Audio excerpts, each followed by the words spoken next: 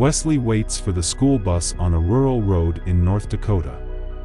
He boards the bus and sits at the back while some kids outside throw snowballs and call it the Rocket.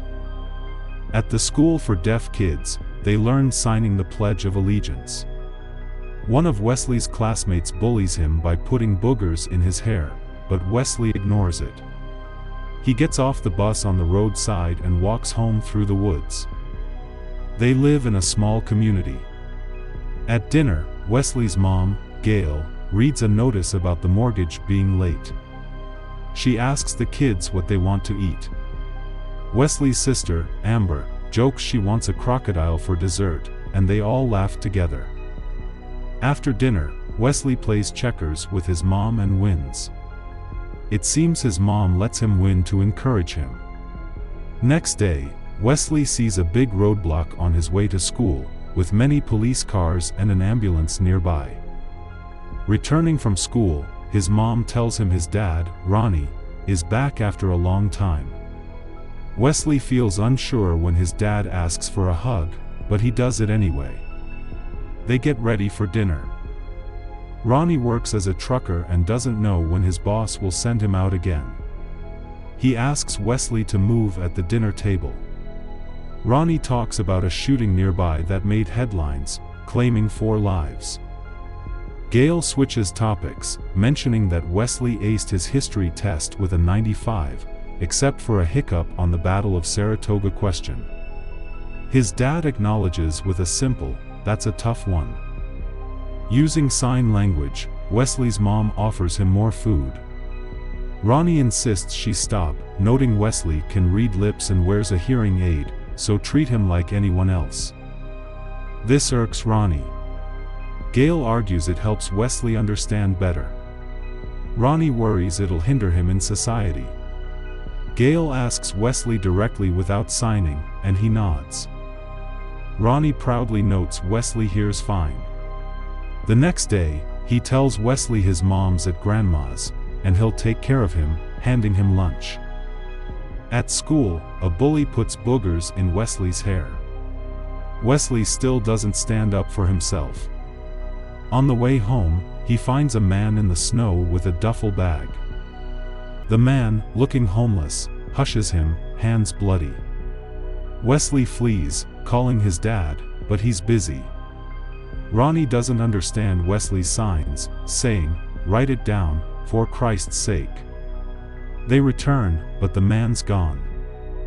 Ronnie sends Wesley home. At dinner, he asks Wesley for salt. Passionate assault, but Wesley doesn't hear him. Later, he tries yelling, startling his daughter. Ronnie bangs his hand on the table, wanting Wesley to sense it.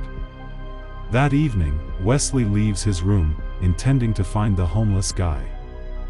Before heading out, he glances at his dad, asleep in front of the TV. Scouring the area where he first spotted the man, he eventually locates him. He hauls him onto a sled, secures him with ropes, and drags him to an old barn. He settles the man on some hay, covering him with blankets. When the man wakes, Wesley hushes him. Exhausted, the homeless man dozes off again. He wakes up the next morning. Spotting the boy still there, he chats with Wesley, realizing the boy can't hear. He assures him, "Don't worry, you're not missing much."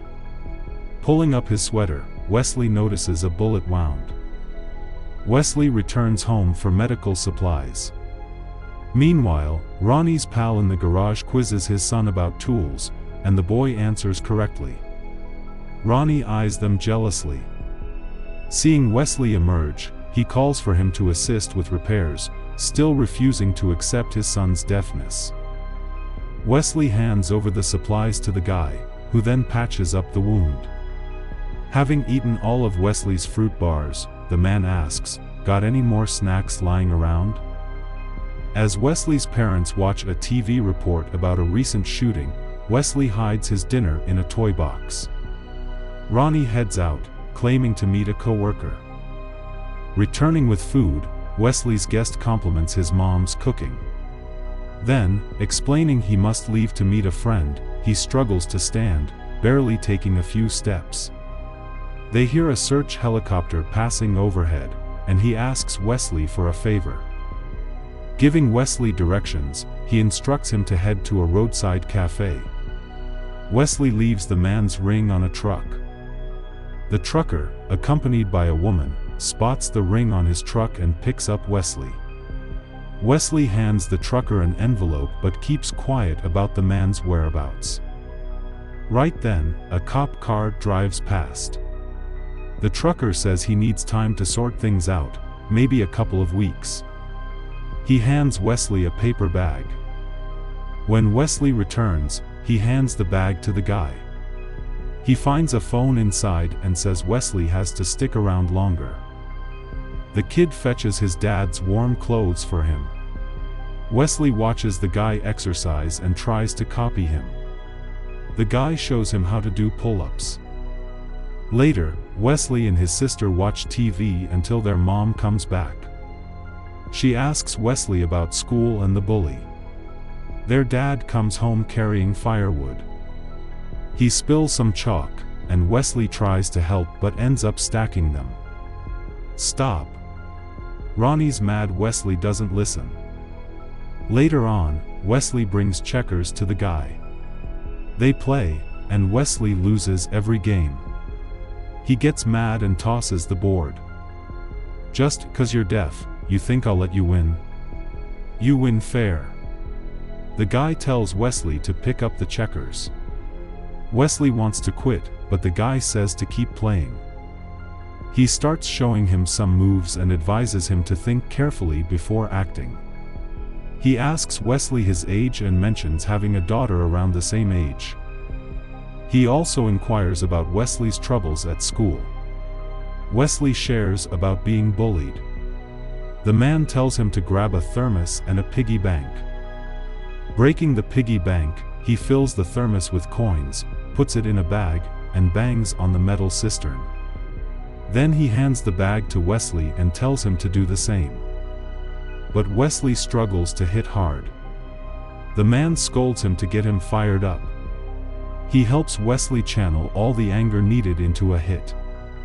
Wesley loses his cool and hits hard.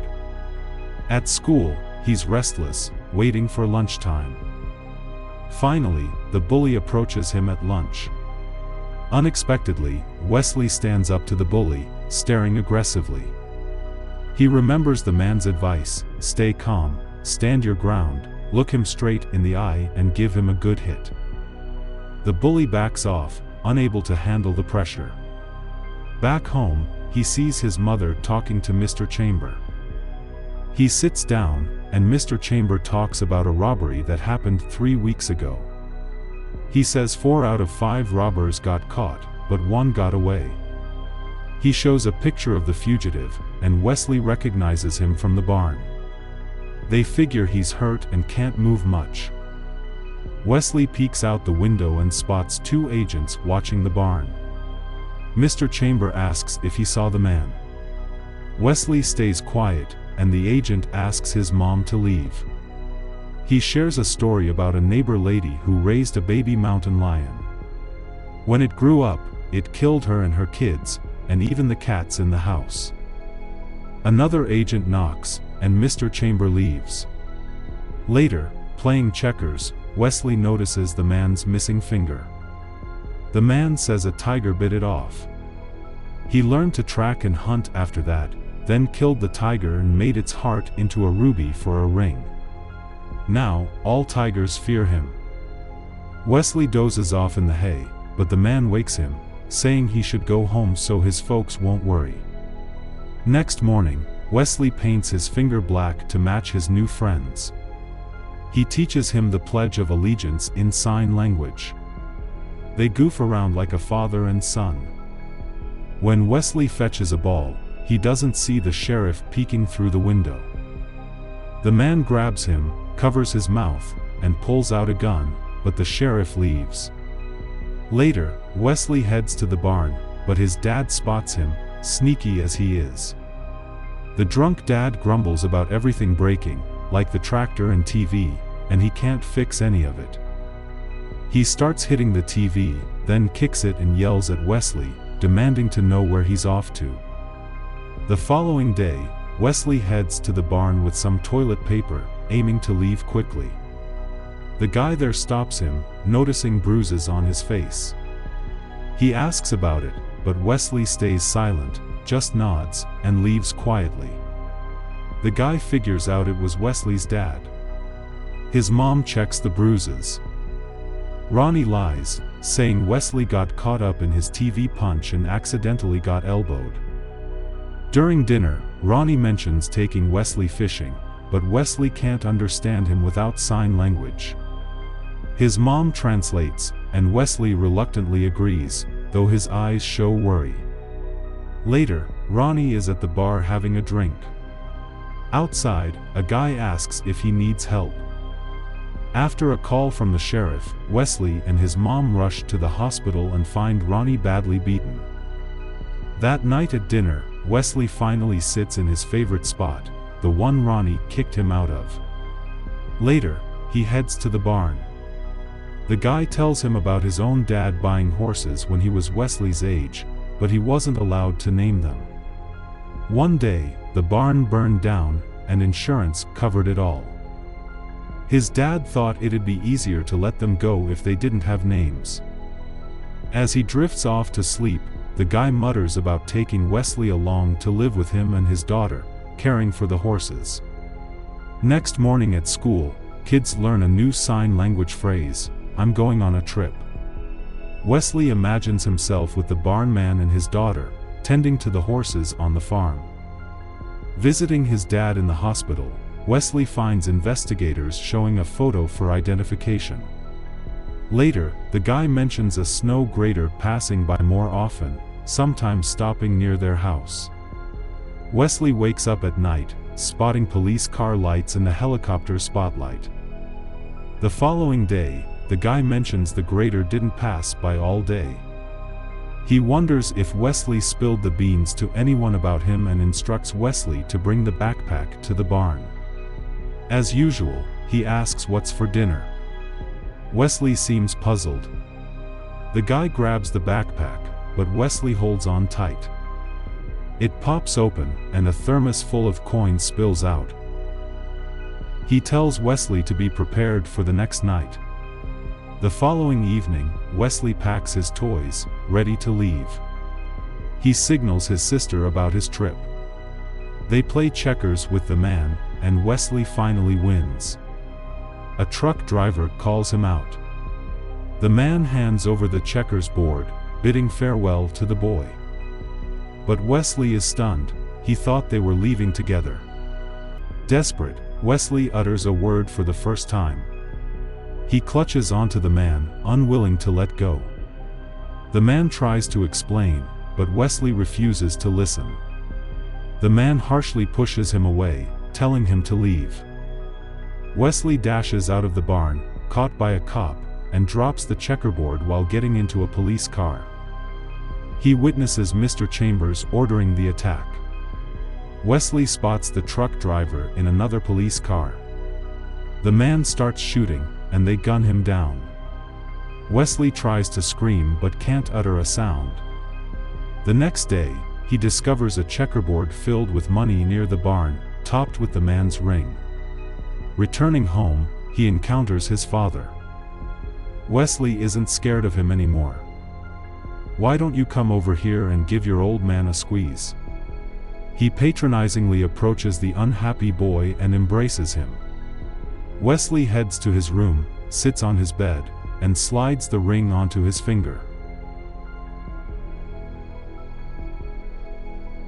Turn on alerts, like, and subscribe for more videos similar to this one. Thank you for watching.